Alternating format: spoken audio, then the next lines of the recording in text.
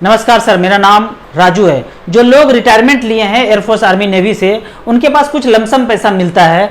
उस लमसम पैसे को अगर पोस्ट ऑफिस बैंक में ना इन्वेस्ट करके म्यूचुअल फंड के बैलेंस फंड में अगर इन्वेस्ट करते हैं आप, और मात्र 10 लाख रुपए इन्वेस्ट करके छोड़ते हैं और अगले ही महीने से 6,000 का पेंशन लेना शुरू करते हैं, SWP करना शुरू करते हैं, सिस्टमेटिक विड्रावल प्लान करना शुरू करते हैं, और ऐसा 15 साल तक करते हैं और मात्र 11% का रिटर्न कैलकुलेट करूं तो पैसा टोटल विड्रॉ करेंगे 10,80,000, मतलब 10,80,000 आपके अकाउंट में आ जाएगा 6,000 पर मंथ के दर से।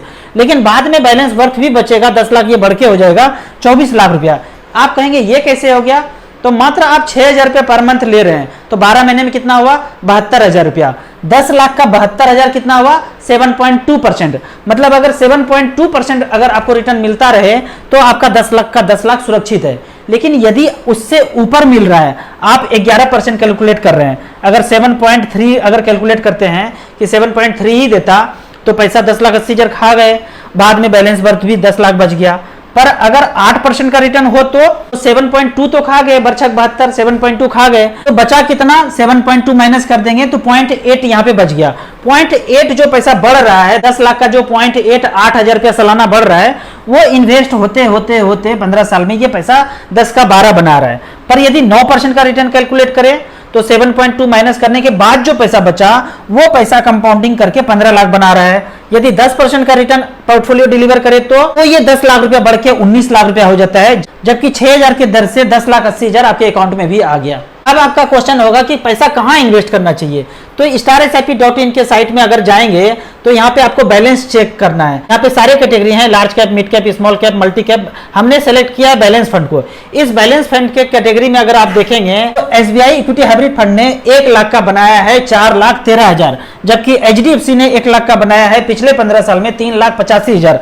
ICICI इक्विटी डेट फंड ने 1 लाख का बनाया है 4,25,000। इसी फंड में अगर कंपेयर किया जाए कि 12 लाख रुपए किसी ने इन्वेस्ट किया था 10 साल पहले, तो 10 साल के बाद वैल्यू है 49 लाख रुपया।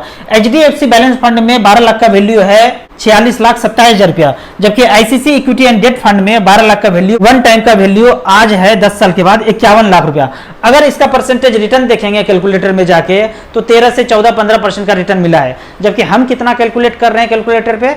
10, 11, 12 कैलकुलेट कर रहे हैं। तो इस तरह से आपका कैलकुलेशन ही है जो आपको बताएगा कि आपके फ्यूचर में कितना पैसा होगा। मेरे जिंदगी का बात करूं तो मैंने जितना कैलकुलेट किया था मेरे जिंदगी में उतना ही पैसा हुआ था। यदि आप 15 साल पहले ये कैलकुलेट करके बैठे होते कि 15,000 पर मंथ SIP करूंगा, 15 साल के लिए करूंगा, और मात्र 15% का रिटर्न इक्विटी म्यूचुअल फंड से मिले, तो आपके पास 1 करोड़ रुपया बनता है। ये 1 करोड़ रुपया उन्हीं के पास है जिन्होंने ये 15 साल पहले कैलकुलेशन किया था। मेरे जिंदगी में लगभग 2 करोड़ रुपया है।